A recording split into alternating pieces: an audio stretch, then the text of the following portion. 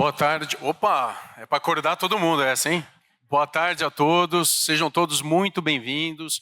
Mais um simpósio satélite aqui dentro da nossa SOCESP. Muito legal ver a sala cheia. Sejam todos realmente muito bem-vindos. E eu vou ter o grande prazer de moderar uma discussão fantástica. E já de antemão, já queria agradecer muito a Aliança Beringer e Lilly, parabenizar pela escolha dos palestrantes. Com certeza nós vamos ter uma discussão aqui realmente que vai ajudar muito cada um de vocês na prática clínica de vocês. Eu sou Pedro Schwartzman, cardiologista de Ribeirão Preto, e eu estou muito bem acompanhado aqui para o nosso simpósio, que é a Tríade Vital. Olha só, a importância da conexão cardiorrenal metabólica. Cada vez mais o nosso olhar, além do controle glicêmico, o nosso olhar além das comorbidades cardiovasculares, a gente olhar a proteção renal também. Veja como o clínico, o cardiologista, o endócrino, todos eles, o nefro, todos eles muito envolvidos em prol do benefício do nosso paciente. E para isso eu queria chamar e convidar e já apresentar de antemão os dois speakers que estarão aqui comigo, doutora Andrea Bauer, por favor.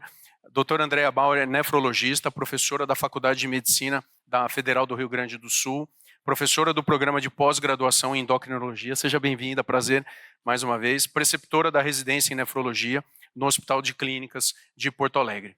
E também, opa, por favor, salva de palmas. Eu já adianto que ela é bem didática, viu? Vocês vão aproveitar muito a aula dela, tenho certeza. E eu também tenho o prazer de chamar meu grande amigo, Dr. Marco Vinícius Malaquias. Dr. Marcos Vinícius Malaquias é cardiologista, tem doutorado pela Faculdade de Medicina da USP, pós-doc pelo Brigham Women's Hospital da Harvard Medical School e é professor adjunto da Faculdade de Ciências Médicas de Minas Gerais. Seja muito bem-vindo também. Uma salva de palmas para ele também, né? Aí, muito bom. Sejam bem-vindos, vai ser um prazer estar aqui com vocês. E para nossa, como que vai ser o nosso esquema? Nós vamos apresentar aqui um caso clínico para vocês terem ideia de como isso está no nosso dia a dia, na nossa prática clínica, e nós vamos navegar aqui pela parte de proteção renal, que a Andrea vai trazer para a gente, e o benefício cardiovascular, que depois o Dr. Marcos vai trazer para nós também. Então, sem mais delongas, trazendo aqui para vocês um pouco sobre essas condições e a tríade cardiorrenal metabólica. Esses são meus conflitos. A minha tela aqui sumiu, não sei se é o normal. Ah, ok. Tá bom, não tem problema. Eu me viro, pode deixar. Obrigado. Caso clínico, então. Então, nós temos uma paciente de 62 anos que começou... Ah, aqui chegou, obrigado. Com múltiplas comorbidades. Uma paciente portadora de diabetes e portadora também de doença renal crônica com queixa de fadiga. Olha só, uma queixa tão comum na nossa prática clínica. Como que era o restante do caso clínico dela? Que eu acho que isso que é muito, fala muito a favor do que a gente vive no nosso dia a dia. Há mais ou menos 5 meses, vem com essa queixa de fadiga progressiva, já é portadora de diabetes tipo 2 há mais ou menos 10 anos, hipertensão arterial há 12 anos, obesidade também há 20 anos, sedentária, alimentação irregular, ansiedade. Vocês viram match na prática clínica de vocês? Quase bobear, vocês atenderam uns 5 pacientes igualzinho ontem. Então vejam o quanto isso é, infelizmente, frequente na nossa prática clínica. A gente precisa endereçar muito bem o cuidado mais ampliado para esses pacientes. Antecedentes: tem 3 irmãos com diabetes e hipertensão arterial e pai morte súbita aos 55 anos.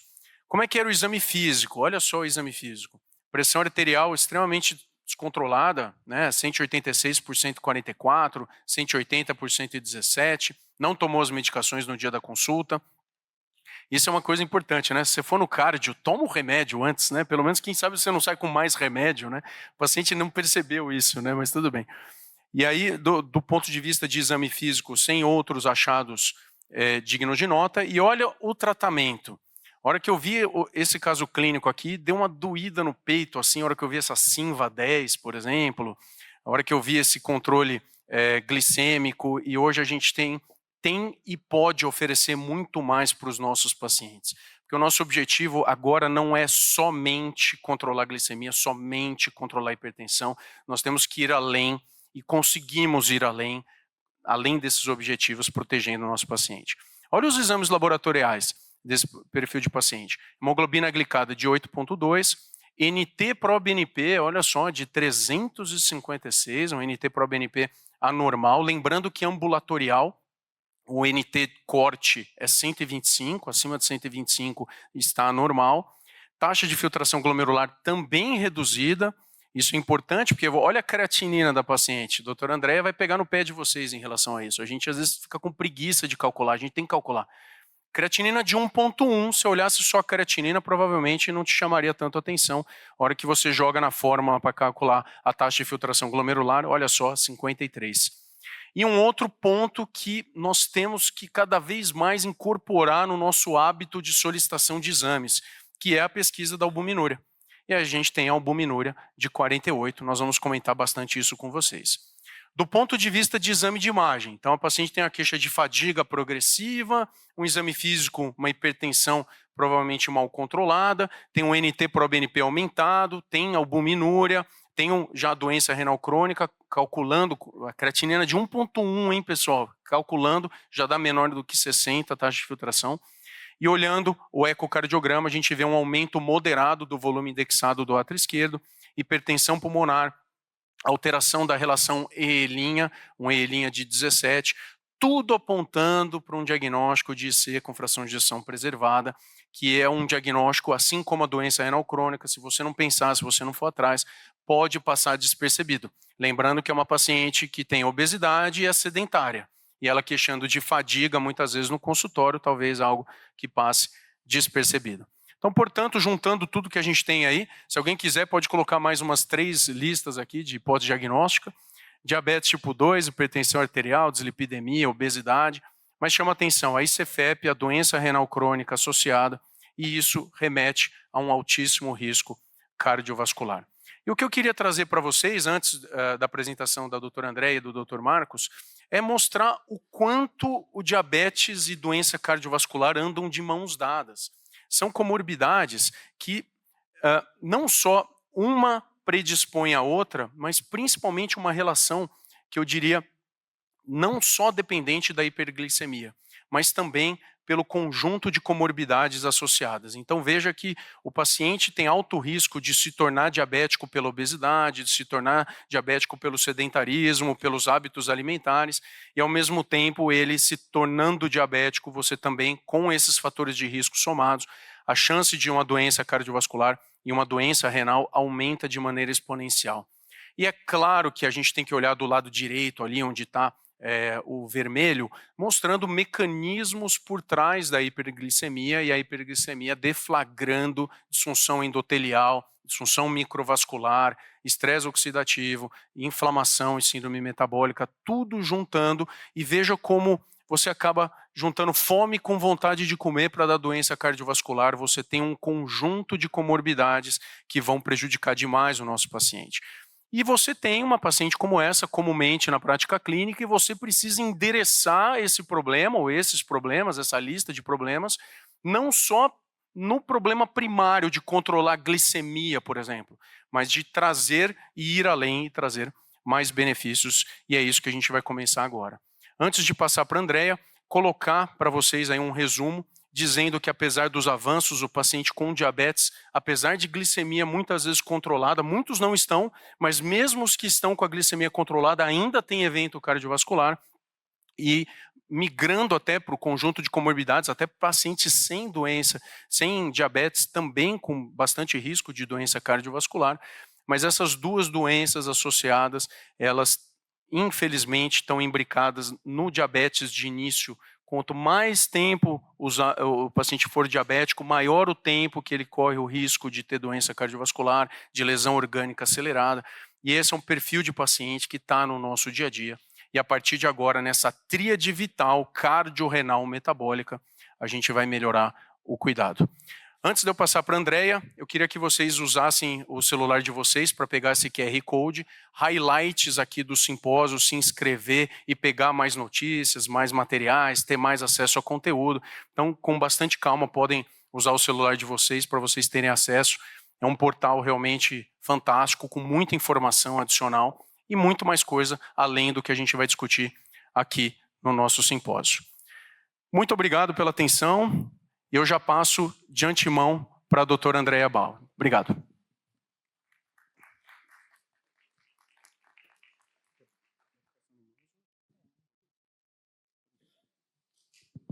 Boa tarde. É um prazer estar aqui. Agradecer muito a esse convite honroso com esses colegas queridos e ilustres que fazem essa sala estar cheia. E especialmente agradecer uma nefrologista no meio dos colegas cardiologistas.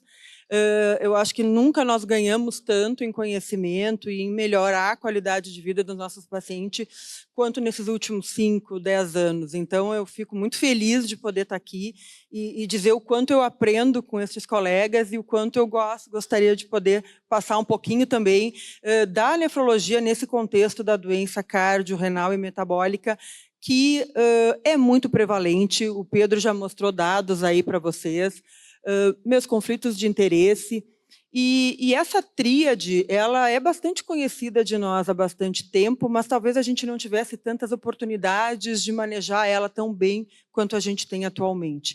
Então, lembrando um pouco, né, quando a gente vai olhar para a doença renal e para o coração, a gente precisa lembrar que o paciente com doença renal crônica, ele é um paciente que morre do coração e que tem muito de problema cardiovascular. Em torno de 60% dos nossos pacientes, eles têm doença cardiovascular e eles vão morrer por doença cardiovascular. Então, acho que esse é um dado importante. O inverso, que é olhar para a insuficiência cardíaca, por exemplo, e olhar a doença renal, mais de 40% dos pacientes dos senhores têm doença renal, que pode não ser as fases avançadas, mas é uma fase inicial onde hoje a gente tem o que fazer. Quando a gente olha essa interação de doença cardiovascular e diabetes, o Dr. Pedro já falou bem para nós, então essa é uma realidade que se conhece há bastante tempo, onde a gente precisa intervir, e apesar da gente ter drogas já há algum tempo que mudam desfecho, a gente ainda tem uma inércia terapêutica muito grande. Então essa também é uma provocação para que a gente possa olhar para o nosso paciente com essa tríade e entender que a gente precisa tomar uma atitude. E a doença renal crônica e o diabetes, bom, esses são amigos de muita data, ou de inimigos, né? O diabetes é a doença que mais leva o nosso paciente para a diálise, né? Então, é um problema realmente muito grave, né? Os pacientes diabéticos, 40% podem ter doença renal crônica. Então, de novo, essa tríade, ela realmente é muito interligada, os nossos pacientes são realmente muito doentes, né? E aí entra esse objetivo tão importante que é rastrear, né? Nunca se falou tanto em rastreamento precoce, em olhar para o nosso paciente e entender se ele tem alguma patologia renal subclínica, porque a doença renal ela é muito silenciosa até o estágio 4, 5. Então, o paciente não vai ter sintomas, ele não vai ter nenhuma manifestação de doença renal. Então, a gente precisa rastrear. Da mesma forma, o Pedro colocou tão bem da insuficiência cardíaca, de fração de ejeção preservada, que muitas vezes é mais sutil esse diagnóstico e que, se nós não formos incisivos em fazer perguntas objetivas e talvez exames como o BNP e pró-BNP, olhando para ele, pensando num ecocardio, talvez a gente também deixe passar desapercebido essa patologia que também tem tanto tratamento hoje que vai mudar desfecho e qualidade de vida dos nossos pacientes. E aí eu imagino que vocês já estejam cansados de ouvir falar de rastreamento de doença renal crônica, mas eu sempre acredito que tem espaço ainda para a gente falar. Ele é simples, eu preciso de uma creatinina e eu preciso de uma amostra de urina, onde eu vou coletar uma albumina, uma creatinina urinária, vou dividir a albumina pela creatinina e eu vou ter albuminúria. É numa amostra de urina, é simples, não precisa urina de 24 horas. Então, lembrem, rastreamento com creatinina, colocando em algum aplicativo, hoje tem vários, mas o que a gente precisa? Creatinina, idade e sexo. E eu tenho a taxa de filtração. E como o Pedro mostrou, essa paciente com 1,15 de creatinina, ela tem 53 de taxa de filtração glomerular. E se ela tem 53, ela tem doença renal crônica diagnosticada. E se ela tem 43 ou 48 de albuminúria, ela também tem doença renal crônica diagnosticada. E eu preciso de um ou de outro para fazer esse diagnóstico. Então, a nossa paciente realmente tem doença renal crônica e ela tem 1,15 de creatinina. Acho que esse é um dado que tem que tocar o coração, os nossos corações, porque a gente tem o que fazer por esse paciente agora, mas a gente precisa fazer diagnóstico, né? Quando eu tenho esse resultado, eu vou botar ele nessa escala de risco, que vai me dizer o risco que esse paciente tem de evoluir para uma doença renal crônica terminal, ou seja, evoluir para diálise, transplante. E a nossa paciente, se a gente olhar, ela vai estar aqui como um alto risco para evoluir para a doença renal crônica terminal. Mas se a gente olhar do ponto de vista do coração, e a gente olhar para o guide do ESC do ano passado, pacientes diabéticos, né? Quais são os pacientes com doença, com alto risco de doença cardiovascular? E aí, dentre elas, a gente precisa olhar para esse fato aqui, que é lesão em órgão-alvo. E quando a gente vai falar em lesão em órgão-alvo no rim, olha o que aparece. Se o paciente tem uma taxa menor do que 45, ele já é alto risco, independente da albuminúria. Mas se ele tem uma taxa entre 45 e 59 e tem microalbuminúria, ou aquela albuminúria menor de 30 a 300, ele já tem lesão em órgão-alvo e ele já é de muito alto risco. Ou uma proteinúria maior do que 300, ou os três doenças microvasculares diagnosticadas, microalbuminúria, retinopatia e neuropatia. A nossa paciente está aqui, ou seja, ela, do ponto de vista cardiovascular, ela é de muito alto risco para evento cardiovascular. Então, de novo, tanto olhando pelo lado do rim, quanto olhando pelo lado cardiovascular, essa é uma paciente que aparentemente era ok, né? Ela não era uma paciente tão sintomática, mas ela é uma paciente que está na nossa mão e que a gente tem a oportunidade de talvez mudar o risco na evolução da vida dessa paciente e mudar a jornada que a gente fala tanto hoje, né, da vida dessa paciente. E aí o que o ESC, continuando aí nesse ESC, ele vai nos dizer em relação à proteção renal e proteção cardiovascular? Ele vai colocar como 1A inibidores do SGLT2 e aqui entra então a nossa empaglifosina. Então, acho que esse dado ele é baseado em vários estudos que a gente vai ver, mas lembra que aqui ele não está falando só do coração, ele está colocando 1A para a doença renal, para reduzir a progressão da doença renal. Aí a gente anda e olha para a ADA, né, para a Sociedade Americana de Diabetes, ou para a KDIGO, que é a Bíblia da nefrologia, né, que dita a maioria dos nossos guidelines, e ela vai colocar para nós, em 2022 já, que inibidor do SGLT2 é a droga de primeira linha para tratamento da doença renal do diabetes, junto com o Iequibra e aqui a metformina ainda entrando. De onde é que vem esses dados, né, que começaram?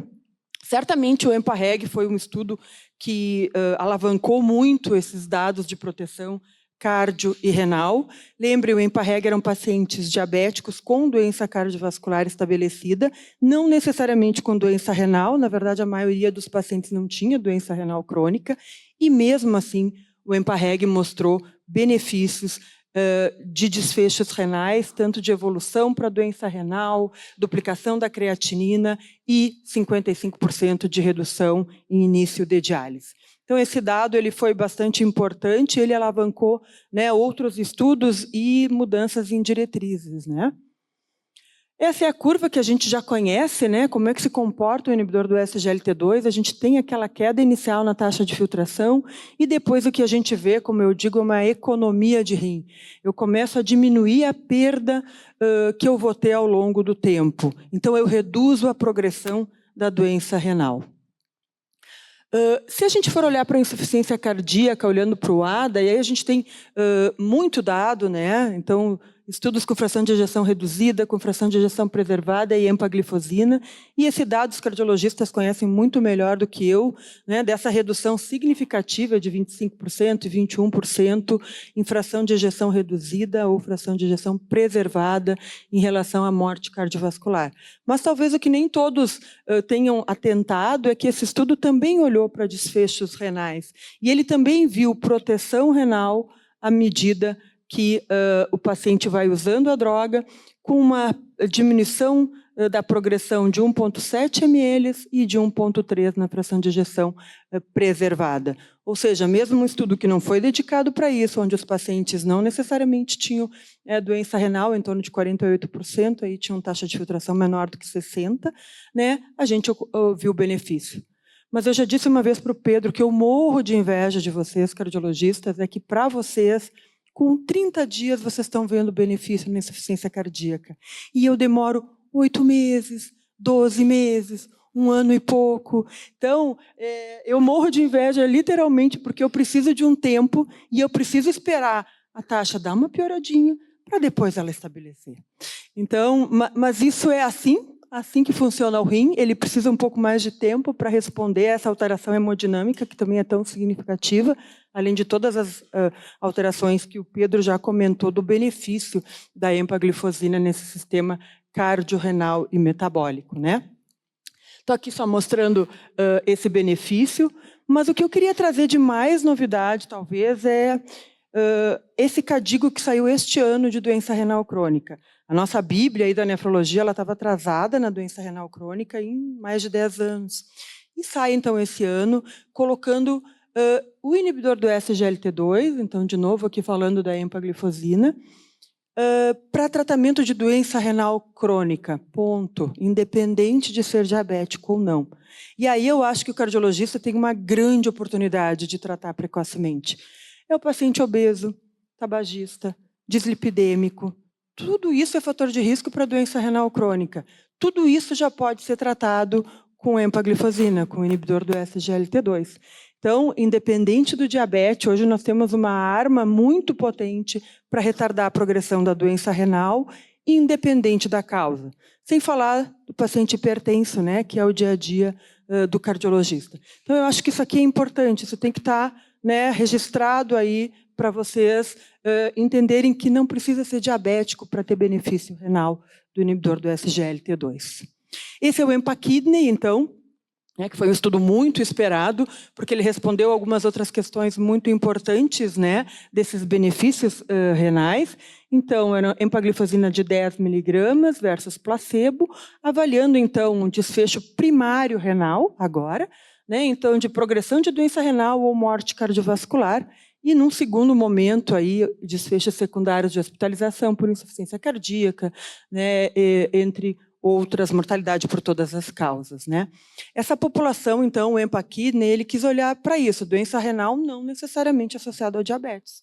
Então, 54% dos pacientes não tinham diabetes, 27% dos pacientes já tinham doença cardiovascular estabelecida, e com taxa de filtração menor do que 30, ou seja, doença renal avançada, que seria o estágio 4 e 5, 35%, e pacientes com albuminúria menor do que 300, em 48%. Então, uma população bastante ampla que esse estudo acabou avaliando. As causas de doença renal são as típicas, né, mundialmente. E o que esse estudo mostrou para nós? De novo, um grande benefício na proteção renal, né, com redução, então, né, de 28% para essa progressão da doença renal, 29% para evoluir para uma doença renal terminal e 14% em hospitalizações. Então, traz aí um dado muito importante para a doença renal crônica, independente do diabetes. Eu falo um pouco mais disso porque ainda tem alguns colegas que vinculam a EMPA com o diabetes e a gente precisa desvincular, porque isso é tratamento de doença renal. Talvez pela insuficiência cardíaca vocês também já estejam mais acostumados a usar a droga também nesse contexto não diabético. Esse é o dado do EMPA-KIDNEY, que é exatamente como a gente viu nos outros estudos. A gente tem essa queda inicial e depois de vários meses, como eu disse para vocês, eu começo a ter benefício renal. E ele é significativo e a gente vê isso na prática clínica, né? E esse, terminando, é um dado que eu acho bastante interessante. Isso é uma análise, é uma metodologia estatística, assim, para a gente poder fazer essa proporção. Mas olhem o placebo e olhem em uso de EMPA ao longo da taxa de filtração glomerular. Imagina que eu comece empaglifosina numa fase bem inicial, o quanto eu protejo. E aqui tem, então, a subtração, mostrando anos que a gente salva livres de evoluir para a doença renal crônica terminal. Se eu olhar para a nossa paciente, que tem 53 de taxa, se eu começar a EMPA aqui, eu estou dando mais 15 anos de vida fora de diálise, fora de transplante. Isso é muito significativo. Mas se eu olho mesmo nas taxas mais baixas, eu ainda estou dando 2 anos, 3 anos. Parece pouco, mas 2, 3 anos fora de diálise é muito significativo para quem passa por esse processo. Então, mesmo os pacientes de vocês com taxa mais baixa, eles têm benefício com o uso da EMPA. E esse é o gráfico, né, ilustrativo, pensando, então, uso EMPA e salvo esse rim por mais 26 anos. Mas mesmo se eu começo muito tardiamente na doença renal, eu ainda assim tenho benefício na vida e na mortalidade desse nosso paciente. Era isso que eu queria colocar, então, lembrar para vocês, fazer diagnóstico de doença renal crônica é super subdiagnosticado. Peçam uma albuminúria, uma urina em amostra, coloquem a creatinina na fórmula, né? Esse diagnóstico ele é simples, é preciso fazer diagnóstico precoce, porque agora a gente tem possibilidade de intervir precocemente, melhorar a vida desse paciente e melhorar a história natural. A EMPA é autorizada para uso na doença renal crônica, independente do diabetes, acho que esse é o dado importante, né? Para nós, lembrar o quanto doença renal está associada com doença cardiovascular. Então, esse nosso paciente conjunto, ele é muito grave, né? A EMPA mostrou essa redução, então, independente do diabetes, e as novas diretrizes colocam realmente os inibidores do SGLT2 como terapia para doença renal crônica. Muito obrigada. Deixamos o QR Code de novo aí para vocês poderem acessar esse nosso simpósio com várias dicas. E vou passar a palavra aí para o meu super colega, Dr. Marcos, aí, que vai continuar esse papo da doença cardiovascular.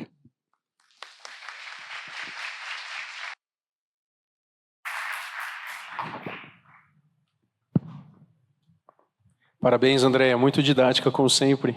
Fantástico te ouvir. Dr. Marcos Malaquias, é um prazer recebê-lo novamente. Queridos colegas, boa tarde. Eu quero dizer da minha satisfação de estar aqui participando desse simpósio com os amigos queridos, Pedro e Andréia. Obrigado à Aliança Boehringer-Ingelheim por essa oportunidade.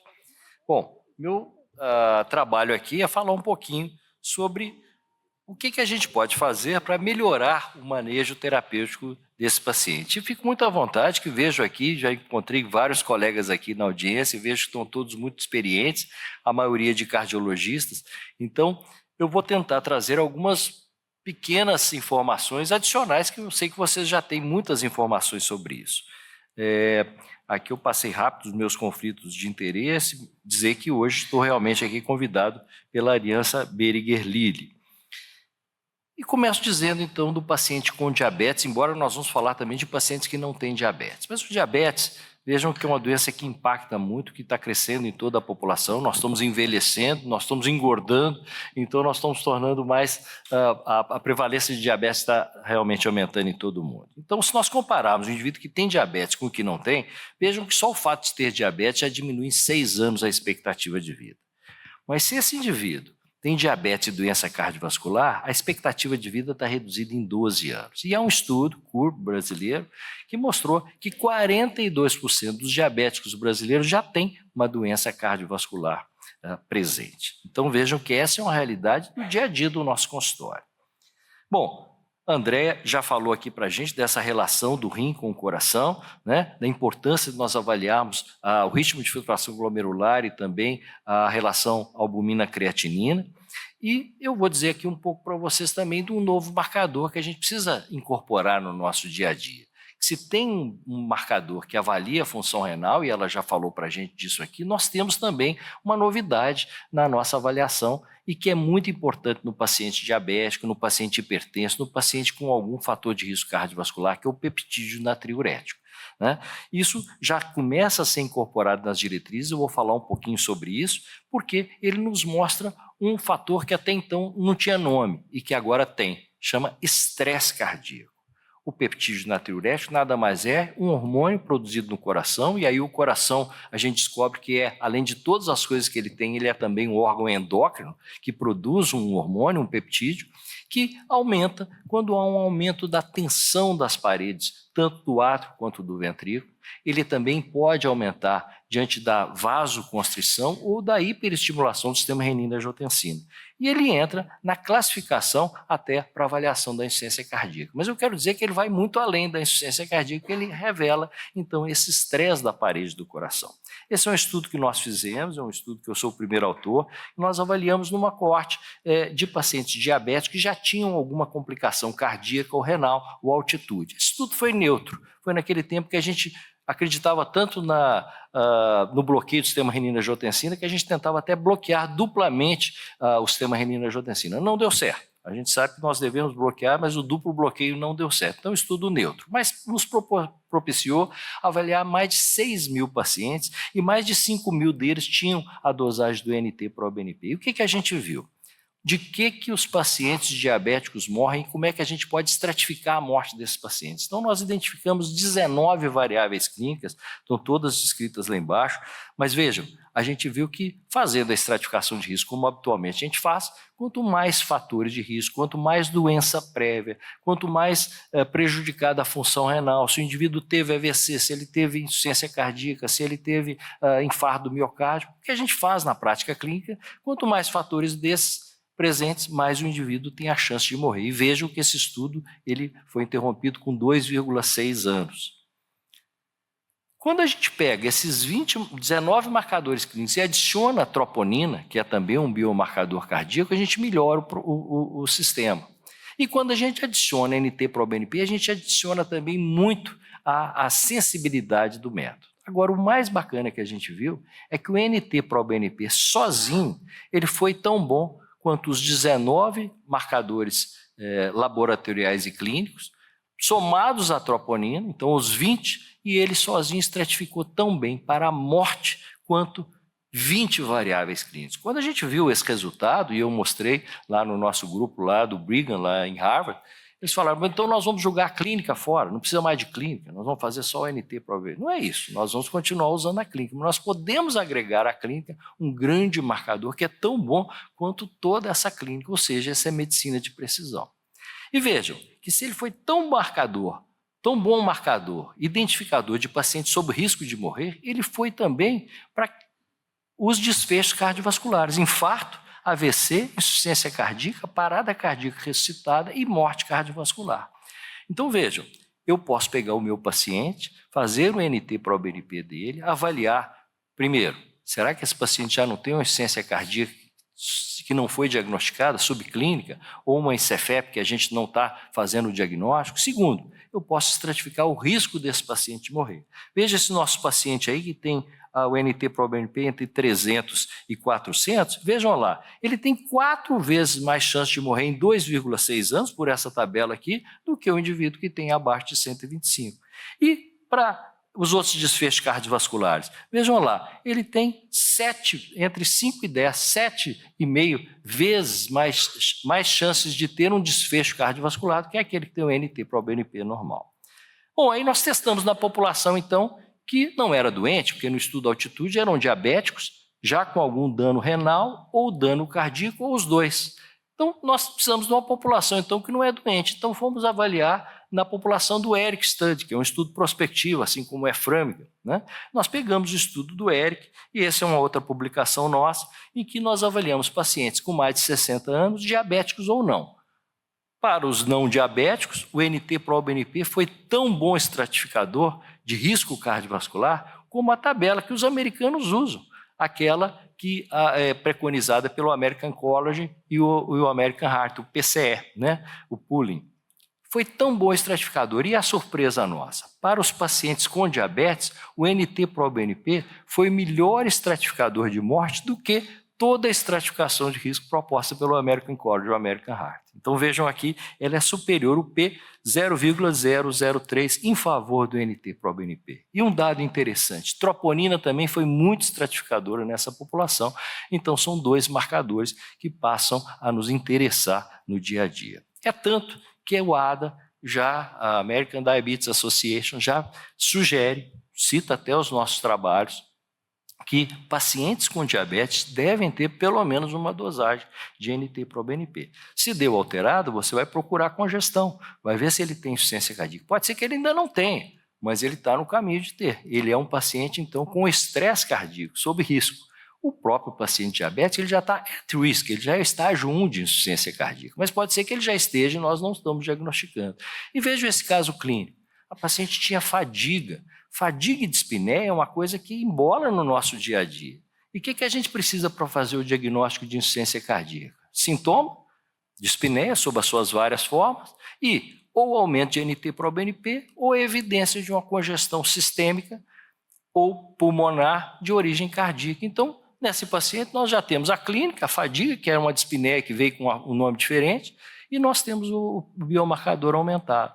Né? Então, nós fazemos o diagnóstico muito antes de fazer o eco. E o eco, muitas vezes nos confunde, porque nem todo eco traz uma boa avaliação da função sistólica, da função diastólica. E a sístole pode estar dentro do normal. Então, vejam, a ADA sugerindo fazer biomarcador NT-proBNP, e, se possível, também a troponina de alta sensibilidade, até antes do eco. E se elevada, aí sim nós vamos para o ecocardiograma. Vejam que recentemente saiu um novo documento, agora da Sociedade Europeia, do grupo da Associação de Insuficiência Cardíaca do ESC, sugerindo que pacientes com diabetes ou outros fatores de risco, que aqui inclui a hipertensão, devam sim fazer o NT-proBNP. Se baixinho, abaixo de 50, tudo bem. Se numa zona intermediária, a gente vai ter que avaliar, porque essa zona intermediária vai até ali uns 150. Mas já a partir de 75 já começa a aumentar o risco e a partir de 150 aumenta muito o risco desse indivíduo ter uma insuficiência cardíaca ou estar naquela faixa de estresse cardíaco no qual ele pode desenvolver sim uma insuficiência cardíaca. E aí sim são os pacientes que vão para o ecocardiograma. Quero dizer que o diabetes é uma doença progressiva que requer hoje uma abordagem global.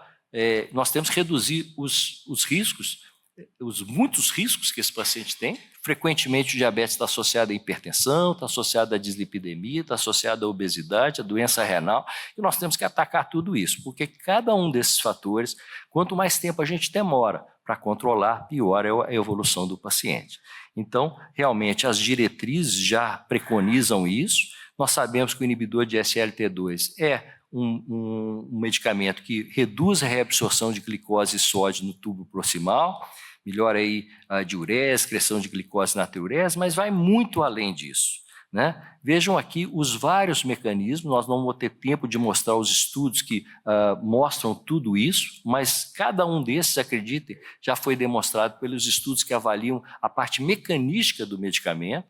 Então, no coração, ele reduz massa de ventrículo esquerdo, reduz gordura pericárdica, e está super relacionado com inflamação, melhora a disfunção microvascular, diminui o estresse oxidativo e a inflamação, diminui fibrose, aumenta a eficiência metabólica e o suprimento de oxigênio. E o que isso reduz? Né? Reduz a rigidez cardíaca, reduz as pressões de enchimento, que é a base da disfunção diastólica, e melhora, obviamente, essa elasticidade do coração, que é a função diastólica. Lá no vaso, diminui resistência vascular, diminui rigidez arterial, diminuindo a pós-carga. E lá no rim, já foi explicado aqui pela Andréa a quantidade de eventos que a gente tem. Como é que a gente vê isso na prática clínica? Olha essa subanálise feita pelo James Januzzi, que também estuda muitos peptídeos natriuréticos, que ele fez dos dados do Emperor Reduced, que é os pacientes com ICFR. Veja aqui, então tinham 3.700 pacientes e que, obviamente, mediram o NT-proBNP. Entrou, então, com a empaglifosina, nós já sabemos que o estudo reduziu morte e internação, mas vejam que, independente do nível de NT-proBNP, todos os pacientes se beneficiaram da empaglifosina. No entanto, aqueles que reduziram mais o NT-proBNP e reduziram mais precocemente foram os que morreram menos e internaram menos. Então, um excelente biomarcador para a gente acompanhar o tratamento. Né? Então, voltando nos dados da empaglifosina. O EMPA-REG, o grande estudo icônico, primeiro estudo no mundo que mostrou que um tratamento com diabetes reduz mortalidade cardiovascular, né? O primeiro de todos. Até então a gente tratava diabetes sem saber como é que estava acontecendo lá para frente, reduzindo aí 38% a morte cardiovascular e 35% a internação, e reduzindo o trimês em 14%. Depois veio o Imperial Reduced, né? Pacientes com insuficiência cardíaca, fração de ejeção reduzida. Então, agora já focando nisso, vejam, 25% de redução do risco relativo e 5,2% de redução do risco absoluto, com NNT de 19, para pacientes diabéticos e não diabéticos. Vem o Imperial Preserved, então. Então, os pacientes agora que não têm fração de ejeção tão reduzida assim. Mais uma vez, a gente mostra o benefício tanto em quem tem diabetes e em quem não tem diabetes. O que a gente aprende disso? Primeiro, nós temos que tratar bem e precocemente os grandes fatores. Nós já aprendemos com a hipertensão. O indivíduo que passa muito tempo com a hipertensão, quanto mais tempo a pressão dele fica alta, mais ele vai ter evento. Não é isso? Então, nós temos que reduzir o tempo de vida hipertensivo. Dislipidemia. Já um estudo maravilhoso mostrando que quanto mais tempo o indivíduo passa com o colesterol elevado, mais ele vai ter, mais precocemente ele vai ter infarto. Com diabetes é a mesma coisa. Então, esse chamado legado negativo, que é o tempo que esse paciente passa com a glicose alta, vai implicar diretamente. Então, se ele tiver diabetes, hipertensão e dislipidemia e obesidade, toda essa inflamação, mais tempo ele vai passar sob risco e mais rapidamente vai surgir o desfecho. É claro que nós vamos tentar diminuir esse looping aí, essa história, até chegar à doença e ao óbito, e dados mostram isso numericamente para a gente. Veja, o atraso de 1 ano na intensificação do tratamento e no controle da hemoglobina glicada, veja o que aumenta de infarto, de AVC, de insuficiência cardíaca e de qualquer evento cardiovascular. Em 1 ano só de atraso no controle da glicada.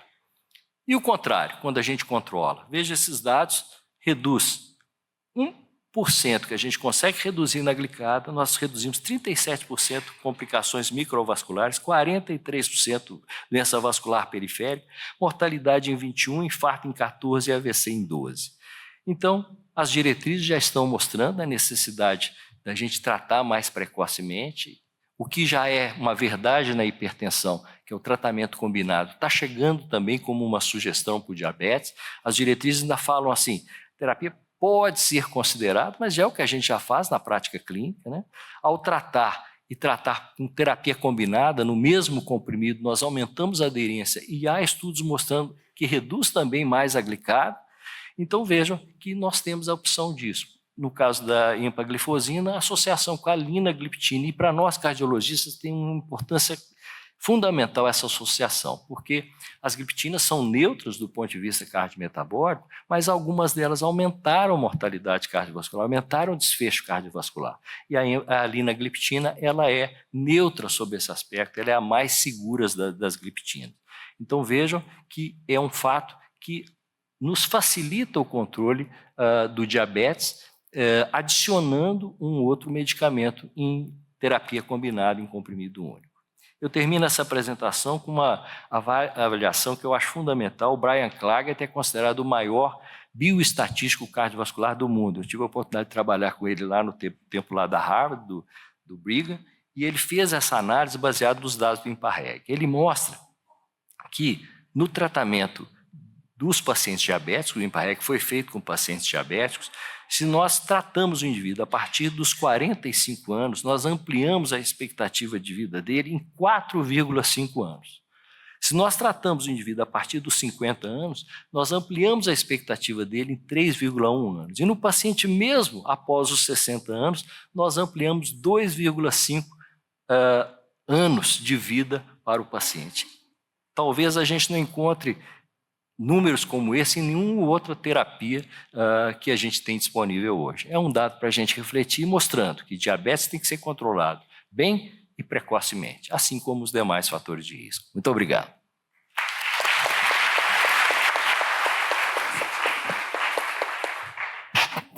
Vamos dar continuidade aqui na parte do nosso caso clínico. Parabéns, Dr. Marcos Malaquias, excelente apresentação, muito didática. Como o BNP chegou e entrou na nossa vida e também nas outras especialidades. Parabéns pelo trabalho que você desenvolveu lá, fantástico. Lembrar do QR Code aqui, mais uma vez, para quem estava dormindo, não viu o QR Code, agora é uma hora boa, pode usar. E eu vou mostrar para vocês agora um pouquinho do que aconteceu com o nosso caso clínico. Então, a jornada do nosso paciente, que a gente já apresentou, e o que foi feito para esse paciente. Lembra que ele estava com simvastatina, estava com alogliptina, estava com metformina, foi incrementada a metformina XR, foi associado empagliflozina com linagliptina, o Glixamb 10/5, foi colocado rosuvastatina, ezetimiba 20/10 e otimizado o controle pressórico. Lembra que estava 180 por 140, se eu não me engano, a pressão estava extremamente descompensada. Todas essas medicações aqui foram suspensas, alogliptina, losartana, enfim, foi trocado o manejo clínico. E orientações não farmacológicas, que são super importantes. A gente vai ter muita programação aqui no congresso falando de reabilitação, de atividade física também. Lembrar que tudo isso se complementa, não é só terapia farmacológica, a gente tem que agregar também um tratamento e orientar atividade física para esse perfil de paciente também. O paciente voltou 76 dias depois, na consulta de retorno, e falou uma melhora importante relacionada à melhora da fadiga, do cansaço. Conseguiu aí, pelo menos na medida do possível, melhorar um pouco a parte nutricional e de atividade física. É interessante que qualquer coisinha que esse paciente sedentário faça já traz um benefício para ele. Veja como a pressão já veio bem melhor controlada, veja como o peso também reduziu e as medicações aí abaixo que estão prescritas. E do ponto de vista laboratorial, olha que interessante como houve uma queda da hemoglobina glicada, a queda caiu para 6,9. O BNP chama muita atenção, a queda do NT-proBNP, como caiu aí para menos da metade. A albuminúria a gente já não detectou e a taxa de filtração glomerular foi a mesma, já é depois. Lembrando que nós vamos depois ter uma sessão de Q&A, nós vamos bater um papo aqui, vou conversar com os colegas, vocês também, quem quiser participar, vai ter microfone para vocês discutirem, mas é uma das perguntas até para a gente aproveitar a expertise da doutora Andréia, entender essa dinâmica renal no acompanhamento desses pacientes. Alguns outros exames que a paciente trouxe teste ergométrico, trouxe tomografia, o score de cálcio também alterado, 108. Esperaria até, diante do perfil do paciente, às vezes até resultados piores, mas veio um score de cálcio aumentado.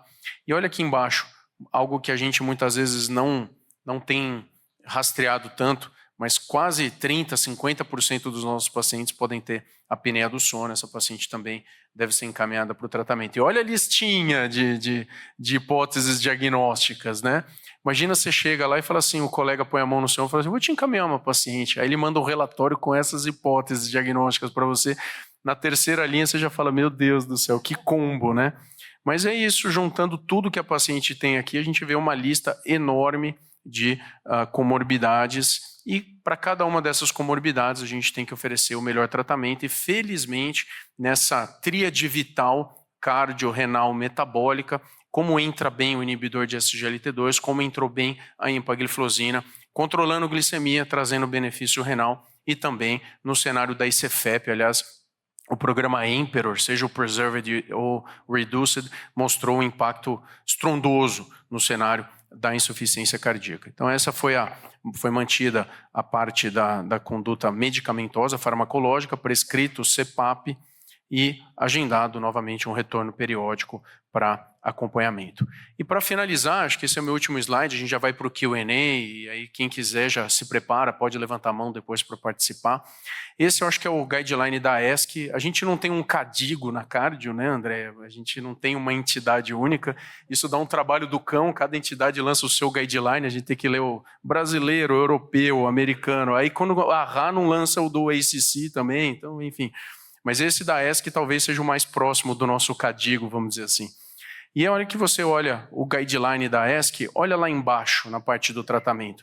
No cenário do paciente com diabetes, ele se apresentando com doença cardiovascular ou doença renal crônica, ou mesmo no cenário da insuficiência cardíaca, veja como tudo lá embaixo converge para inibidor de SGLT2, sendo uma classe de recomendação 1, nível de evidência A.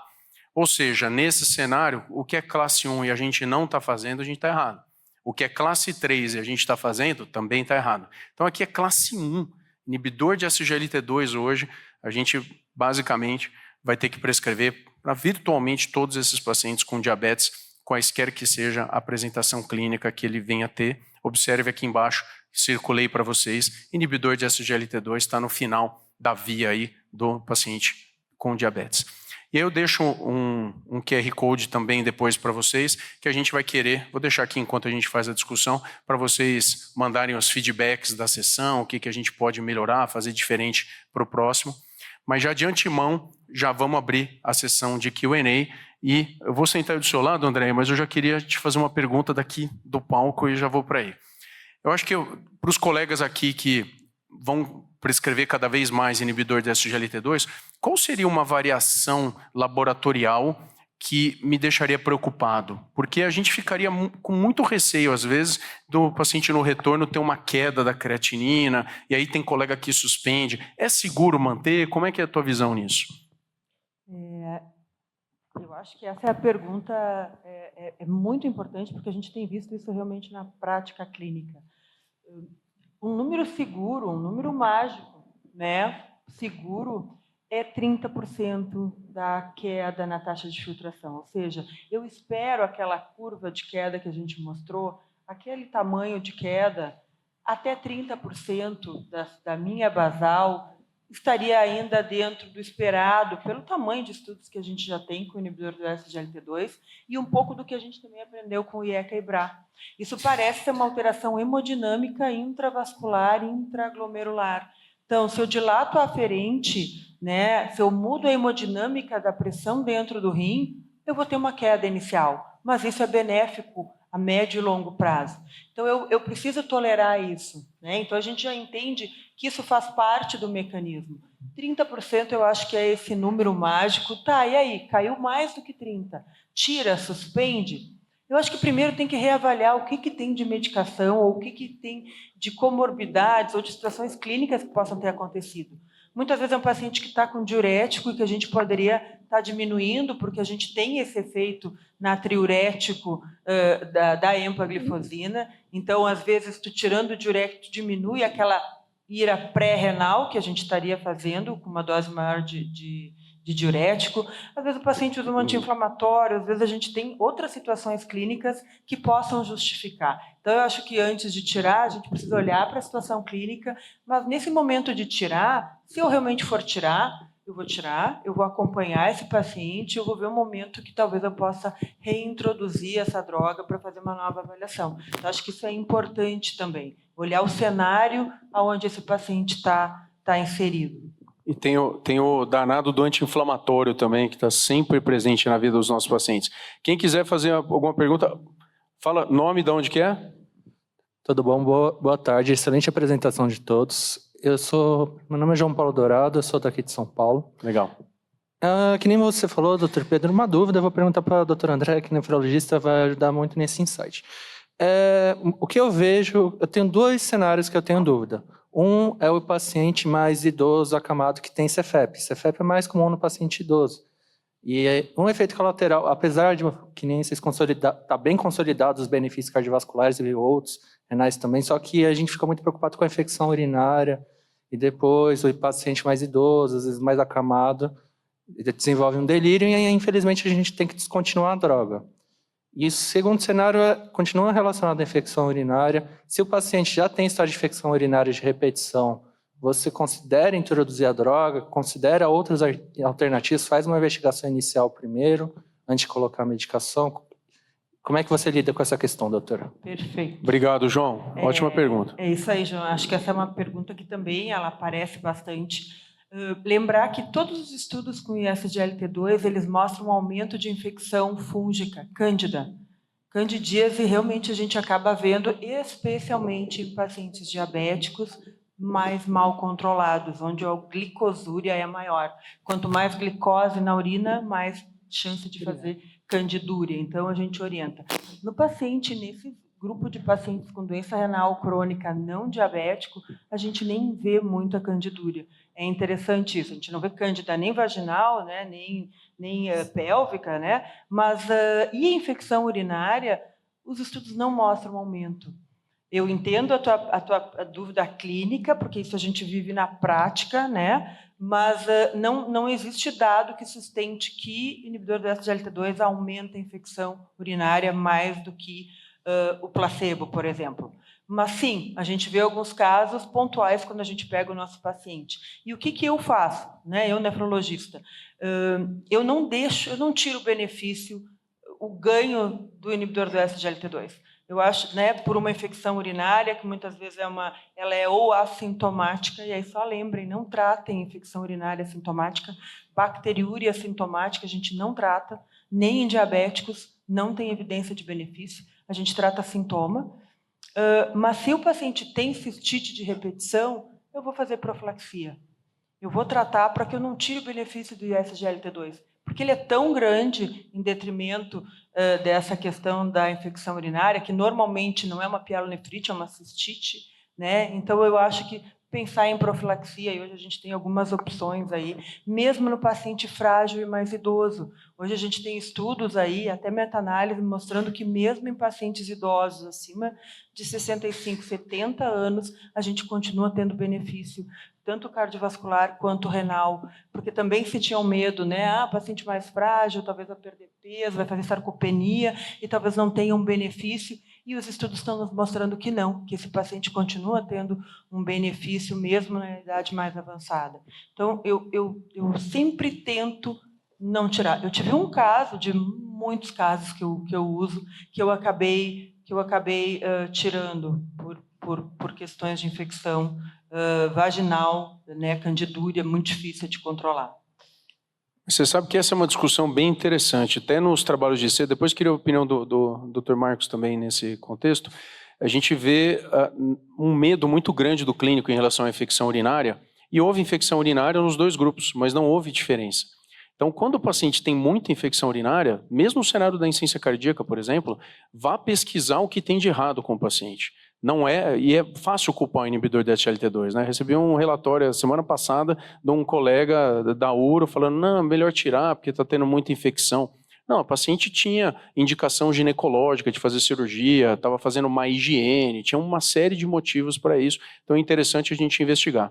E aí a questão da fragilidade, que eu queria até ouvir do Marquinhos também, o ponto de vista dele, porque assim, é um dilema que a gente vive. Você vai anticoagular um paciente acamado? Você vai usar sacubitril valsartana? Você vai dar inibidor de SGLT2? Mais do que a idade, é a questão da fragilidade. Qual que é a expectativa de vida? Quanto eu vou agregar nisso? Então, independente do risco de uma infecção X ou Y, será que vale a pena a gente instituir esses tratamentos? Como é que você vê isso, Dr. Marcos? Obrigado, Pedro, pela a pergunta, que é fundamental. Hoje, a nossa expectativa de vida está aumentando, mas não adianta dar mais dias à vida, nós temos que dar mais vida aos dias, né? Essa frase é antiga, mas eu acho que ela continua muito na nossa memória. E o paciente frágil é o que a gente começa a ver, né? Ainda mais um paciente com insuficiência cardíaca, um paciente que nós estamos conseguindo com o quarteto fantástico, com as várias medidas, com ressincronização, nós estamos aumentando a vida desses pacientes, né? E então avaliar também essa questão de qualidade de vida. Eu vejo nessa questão que a Andréa colocou um dilema grande. Muitos desses pacientes, principalmente as mulheres, essa Escherichia coli crônica, que a gente tem essa dificuldade, a gente aprendeu com eles agora a não tratar quando não é já chega com antibiograma para você, o doutor, qual antibiótico você quer me dar, né? A gente discutir isso aí não é muito simples, né? Às vezes o paciente se torna sintomático, às vezes ele vai fazer um procedimento, nós temos que tratar para que aquilo não complique. Então, hoje, nós estamos aumentando o arsenal terapêutico, nós estamos tendo mais formas de tratar o paciente, mas nós continuamos tendo que olhar o paciente como um todo. A questão da fragilidade é importante, eu uso às vezes as tabelas de fragilidade para a gente colocar, né? Uma delas, um dos fatores mais importantes nas tabelas de fragilidade é saber se o indivíduo é independente, né? Se ele tem independência, se ele anda sozinho, né? São perguntas muito simples, né? Que o indivíduo ele se limpa sozinho quando ele vai ao toalete, né? Ele é capaz de se levantar sozinho, ele é capaz de deambular, são perguntas muito simples que a gente pode estabelecer se o paciente é isso. Não, nós vamos deixar de tratar o paciente porque ele é frágil, não, nós vamos tratar, mas vamos olhar o todo do paciente para saber o que a gente pode fazer para melhorar e sempre pensando na qualidade de vida, não só na expectativa de vida. Tem pergunta da plateia? Queria fazer também uma pergunta. Meu nome é Antônio Carlos Camargo, eu sou de São Paulo mesmo. Legal. Queria fazer uma pergunta para a doutora Andréa, mas, em primeiro lugar, não é estabelecendo o contraditório, eu não associaria o SGLT2, o inibidor, com o inibidor de DPP-4. Eu pegaria um agonista de GLP-1, porque o paciente tem, além do excesso de peso, tem comorbidades. Mas a minha pergunta para a doutora André é o seguinte, os inibidores SGLT2 têm estudos mostrando que um efeito importante na nefroproteção seria a diminuição da pressão intraglomerular secundária à constrição, né, da arteríola aferente. Agora, lógico que deve ter outros mecanismos que agem no processo inflamatório, mas como é igual em diabético e não diabético, parece que não é a glicemia o fator principal. Mas, independentemente disso, gostaria de fazer uma pergunta para a senhora no seguinte sentido. Quais são os mecanismos nefroprotetores, tanto do inibidor de SGLT2, mas principalmente agora, dos estudos recentes, com o agonista de GLP-1? Eu acho que a gente está vivendo uma era fantástica, né, para o paciente, mas na nefrologia... Nunca vi tanto nefro aparecendo, vocês viram? Eles estão vivendo uma fase de ouro agora. A gente está se infiltrando assim, né, com uma alegria que vocês não têm noção, porque essa era a vida de vocês sempre viveram, sai clínico aqui, sai clínico ali, sai uma droga, sai outra. Eu fiz residência e eu, por 20 anos, usei Ecobra, é o que eu tinha para usar. E aí, de repente, nos últimos 8 anos, um universo de coisas acontecendo e que a gente vê na vida, melhorando a vida dos pacientes. Então, é fantástico isso, e aí aparece, então, o estudo, né, o FLOW, que apareceu agora, então, mostrando também benefício do análogo do GLP-1 sobre desfechos renais. Eu acho que a gente tem várias vias de fisiopatológicas, então, eu imagino que a gente está atuando em vários efeitos. A gente tem esse efeito de redução da pressão intraglomerular, com IECA e BRA na eferente, com SGLT2 na aferente. Certamente, acho que esse é o benefício mais importante, mas hoje a gente entende também que tem mecanismos extra, né, de redução de inflamação, de melhora de eritropoetina, né? Então, a gente tem outros mecanismos aí que parecem estar associados aos inibidores do SGLT2, diminuição do edema vascular, aquele edema que modifica, que é aquele edema intersticial, onde eu também tenho uma melhora de todo o fluxo, né, toda a circulação sistêmica. Então, eu acho que a gente tem mais do que um benefício. E ele é independente da glicemia, com certeza, né, porque a gente está vendo esse benefício em doença renal crônica não diabético. Mas como é que funciona, né? Qual é o mecanismo se não é glicosúria? Não é glicosúria, é outros mecanismos que a gente precisa ainda ter mais evidência de estudo de base, né? Porque a gente, nessas drogas, a gente acabou descobrindo o efeito, o benefício antes do mecanismo, né? Então, a gente volta para a bancada agora, né, para tentar entender um pouco mais, mas certamente são efeitos que eu imagino que sejam pleiotróficos, né, que a gente acaba tendo mais do que um lugar onde a gente está tendo benefício. E tu me perguntaste de análogo do GLP-1 também, né, qual seria o mecanismo. Você pensava que primeiro tu perde peso e por perder peso melhorar aí o rim, mas o FLOW mostrou que a perda de peso não foi tão significativa, né, foi 4 quilos e pouco, e que mesmo assim teve benefício.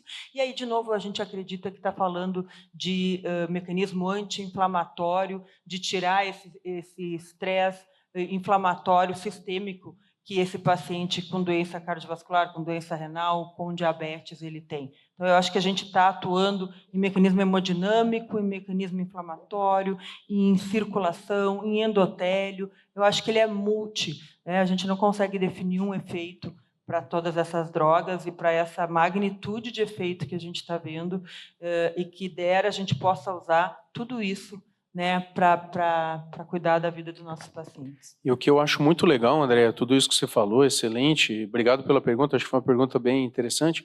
Eu vejo a abrangência de indicações dos inibidores de SGLT2 e que são vários mecanismos, provavelmente, responsáveis pelo benefício. Talvez, se um paciente perguntar para vocês e falar assim, doutor, por que eu tenho que fazer exercício físico? aí você já fala, nossa, senta que lá vem história, porque tem tanto mecanismo potencial de benefício. Eu acho que a gente está caminhando o inibidor da SGLT2 para a mesma coisa. Nossa, mas por que ele faz tanta coisa? Porque ele realmente tem uma constelação de ações, algumas que a gente já entendeu muito bem, outras que estão ainda para serem esclarecidas, mas que com certeza tem um mecanismo múltiplo. E é legal a gente ver a jornada que a gente já percorreu até hoje e a abrangência e a segurança que a gente tem de uso. A gente usa o inibidor da SGLT2 para fazer uma injeção reduzida, levemente reduzida, preservada, agudo, crônico. A gente usa para doença renal crônica, a gente usa para diabetes, com doença renal crônica, sem doença renal crônica. A gente tem uma constelação de atuações do inibidor da SGLT2 e é engraçado, vai puxando a sardinha para IC, né? Mas é engraçado como ele encaixa bem, ele baixa um pouquinho o potássio, ele deixa o paciente um pouquinho mais normotenso, dá para otimizar mais o quarteto fantástico. Então, é realmente uma constelação de benefícios e como ele encaixa muito bem, né? Queria só complementar, é interessante a gente ver essa história da taxa de filtração, né? Os primeiros estudos com o inibidor do SGLT2 eram pacientes sem doença renal, então tinha que ter taxa de filtração maior do que 60. Depois caminhou para 45, porque a gente ainda falava em diabetes. E abaixo de 45 de taxa de filtração, parece que o mecanismo glicosúrico ele vai se perdendo à medida que a gente vai piorando a função renal. E aí foi baixado para 30, e agora os estudos 25 e agora 20. Então, a gente foi caminhando para diminuir a taxa de filtração glomerular, entendendo que não é um mecanismo glicosúrico. E, por isso, essa importância do efeito na doença renal crônica não associada ao diabetes, e hoje essa indicação de um nível tão baixo. E já tem estudos com pacientes em diálise. Não saíram ainda, são estudos que estão em andamento. A gente já tem estudo de segurança em pacientes em diálise, e aí me pergunto, mas por quê? Porque se o paciente não tem glicose, não tem mais rim, o que está acontecendo? Está acontecendo o que a gente ainda não entende, mas o nosso paciente morre de doença cardiovascular. Se essa medicação melhora o coração, provavelmente esse paciente também vai ter benefício. Talvez no paciente que ainda tem mais diurese residual, que é aquele paciente que ainda urina um pouco mais na diálise. Isso é tudo dado exploratório, mas só para entender o quanto a gente ainda não entende todos os mecanismos que estão por trás, mas certamente a gente vai crescer muito nesse entendimento de mecanismo, cada vez indo para mais próximo aí desse paciente crônico. Eu tenho uma pergunta para o Dr. Marcos, mas eu quero só ver se tem mais alguém da plateia. Ah, tá joia, tá ali. Só um disclaimer, tá? Apesar de dar muita vontade, não está aprovado para diálise, tá? Então é só um disclaimer importante para fazer. Por favor, eu estou dizendo que tem estudo, não tem dado ainda. Opinião da doutora Andréia, que é importante dizer, né? Não estou falando que é para usar, por favor, né? Mas que a gente está entendendo a magnitude disso e que já tem estudo recrutando paciente. Então, só porque a gente estava falando de segurança, eu acho que vale a pena. Perfeito. Sempre que a gente coloca um paciente ou com uma taxa muito baixa ou paciente em diálise, esse não tem exemplo maior de segurança do que poder usar num paciente desse tipo. Ainda não está liberado, não temos resultado, só a exploração da doutora André. Olá, Flávia de Uberlândia. Enquanto a gente estava participando dos estudos, né, dos estudos de IC e dos estudos da cardio, havia uma orientação para que a gente vigiasse a cetoacidose euglicêmica. E a orientação inicial era de suspender 24 horas antes de cirurgia. A gente começou a observar a cetoacidose euglicêmica, por exemplo, em pós-operatório de cirurgia cardíaca, e o ano passado o FDA aumentou para 3 dias, né, a suspensão. E aí eu queria ouvir de vocês, principalmente da doutora, como é que tem sido isso nesse contexto renal, né, em que se abaixa a taxa de filtração glomerular, a gente vê cetoacidose euglicêmica nos pacientes não diabéticos também, né, e isso tem sido uma preocupação minha, especialmente. Eu acho que esse é um assunto, né, um tópico que a gente precisa ter sempre como um diagnóstico diferencial quando a gente está usando o inibidor do SGLT2. Não é comum, não é frequente. Onde a gente mais vê certamente é o paciente diabético, e é aquele paciente diabético tipo 2 com jeitão de tipo 1, como eu digo. Normalmente é aquele paciente não tão obeso, né, um paciente mais magro, que usa uma dose mais alta de insulina, que é aquele paciente que é um tipo 2 com como eu brinco, tem um jeitão de tipo 1. No paciente não diabético, vou te dizer que eu vi um caso, né, de cetoacidose euglicêmica, bem grave, né? O paciente saiu. Por isso que eu digo, a gente precisa está com esse diagnóstico na cabeça quando a gente chega a ver aquele paciente acidótico na emergência, né? O rim não piorou tanto para justificar essa acidose, né? Então, é importante que a gente tenha isso. Mas, de novo, é pequeno, é bem pequeno. Então, tirar o benefício do tamanho do efeito pelo medo, eu acho que não justifica. Eu acho que a gente só precisa ter isso na nossa listinha, como eu ensino os residentes, né, nas nossas caixinhas ali de diagnóstico, isso tem que estar numa delas para que a gente possa excluir esse diagnóstico. Mas eu vi mais nesse tipo 2 com carinha de tipo 1, assim, eu acho que eu respeito um pouquinho. E é legal isso, né? Obrigado pela pergunta, né, Flávia? A gente trabalhando muito com pesquisa, a gente viu que o inibidor da SGLT2 foi testado em cenários muito hostis, como, por exemplo, Covid. A gente tem cenários de cirurgia de urgência, internação por IC aguda, e introduziu na fase que o paciente estava estável. Então, acho que a gente tem que ter muita segurança para usar. Esses casos que você relatou, acho que esse perfil, identificar o paciente que tem mais alto risco, talvez a chave seja aquele com insulina mais alta, realmente, aquele que tem cara de LADA, né? Se fosse LADA, você não era para usar, mas para ter esse perfil. Não sei se o Marquinhos quer complementar, que eu acho que tem mais pergunta também da plateia. Isso aí. O paciente, o diabético magro, né? Lembrar do LADA. Tem muito paciente aí que sem o diagnóstico de LADA, né? Que é o diabético tipo 1 tardio. Então, a gente às vezes esquece, o paciente sendo tratado normalmente, lembrar o perfil do diabético tipo 2 magro. Esse tem que lembrar, dosar peptídeo C, anticorpos, né? E tentar fazer esse diagnóstico. Pedir o bicarbonato quando esse paciente chega lá na emergência, meio estranho, assim, porque vai nos ajudar a entender se a gente está indo para esse lado aí. Eu brincava com o pessoal que é uma ruinzeira, você tem uma ruinzeira, você não sabe de onde que é, aí uma dor abdominal, você fala, meu, de onde que é? Está usando? Introduziu recente, está inflamado? Diga. Sou Ivani, de Itapetininga, interior de São Paulo. Bom, o paciente com insuficiência renal, com insuficiência cardíaca, com dificuldades de metabolismo, ele é um polimedicado. Recentemente, a dapaglifosina entrou de alguma maneira para que esses pacientes consigam adquirir com um custo menor. A empaglifosina está cara.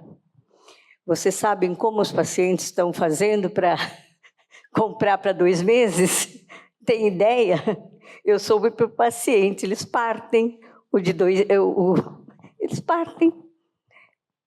Entendeu? Compra de 25, 30 comprimidos, partem, usam 12,5 miligramas.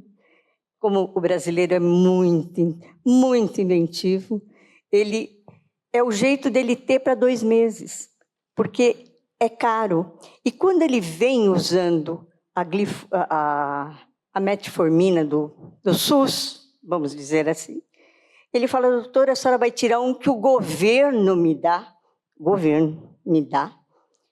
e vai me dar um desse custo. Então, isso é uma briga diária no consultório, gente.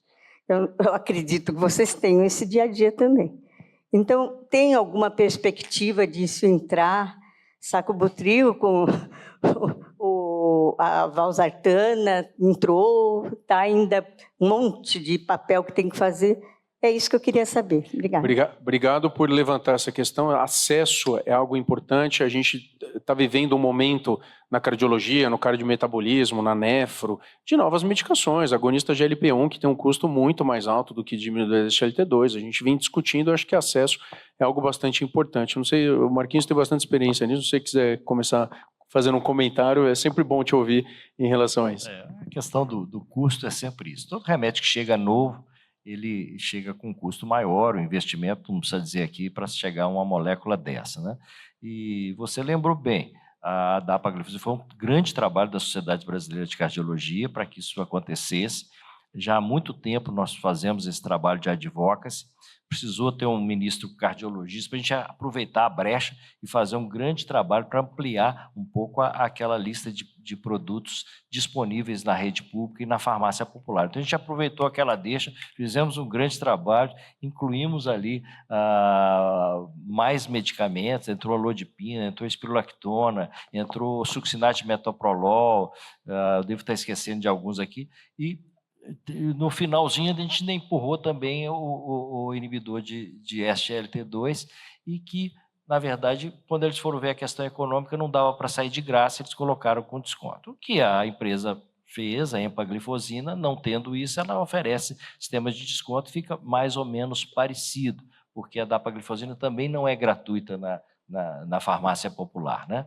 Então, foi uma forma que a gente incluiu, é um advocacy da SBC, e junto ao Ministério, que nós conseguimos esse grande avanço. Mas tem muita coisa para fazer também, tem mais produtos que tem que entrar, e a cada hora vem surgindo mais medicamentos, é sempre um dilema, a gente conciliar o que nós temos de arsenal terapêutico e o que chega à população. Quais são os entraves para isso, né? Então, uma delas é a questão econômica de acesso, mas não é a única, né?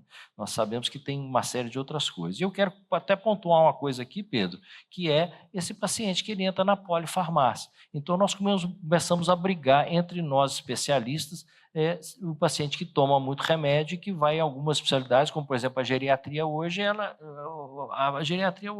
quer tirar os remédios dos nossos pacientes, né? Por causa da questão da prevenção quaternária. Quer dizer, prevenção quaternária é você impedir a iatrogenia, né? Quer dizer, o paciente que toma muito remédio, a polifarmácia é também uma entidade que é nociva ao paciente, então quer tirar os pacientes. Então, nós estamos chegando no alvo do LDL, chega lá, ela suspende a estatina ou diminui a dose. Nós custamos atingir a dose da anticoagulação, reduz a nossa anticoagulante para metade. Nós custamos a chegar no quarteto fantástico, chega lá, tira 2 dos remédios do quarteto fantástico. Então, são vários dilemas que nós temos. Infelizmente, os pacientes estão complicados, as estratégias terapêuticas estão sendo disponíveis, mas nós mesmos precisamos entender todo esse universo. E muitas vezes tira todos esses remédios e passa fórmulas de vitaminas caríssimas que não têm a menor evidência de benefício e muitas vezes são deletérias. Então, eu agradeço a sua oportunidade para a gente lembrar disso. Vamos trazer a ciência, vamos trazer o que muda desfecho, ainda mais um medicamento que muda desfecho duro, né? Muda morte, muda internação por insuficiência cardíaca. Só queria fazer um adendo, porque eu acho que essa angústia que você tem é a nossa. Quando o paciente diz, mas vai me tirar um que eu ganho?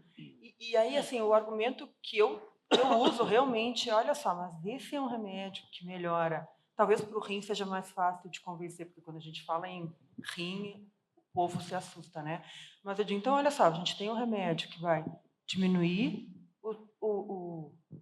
a doença renal, vai segurar a tua doença, que vai diminuir o teu risco de morte e de infarto, que vai melhorar, né, a insuficiência cardíaca. Então, eu vou pontuando esses benefícios para tentar dar a oportunidade dele avaliar e ver com a família, porque às vezes é isso, às vezes a gente acha, não tem oportunidade, mas se eu botar, olha só, mas o doutor me deu um remédio que vai melhorar o meu rim, que vai melhorar o meu coração, que vai melhorar a minha diabetes, será que não dá para juntar um pouquinho? A polifarmácia é bem difícil, mas eu acho que a gente...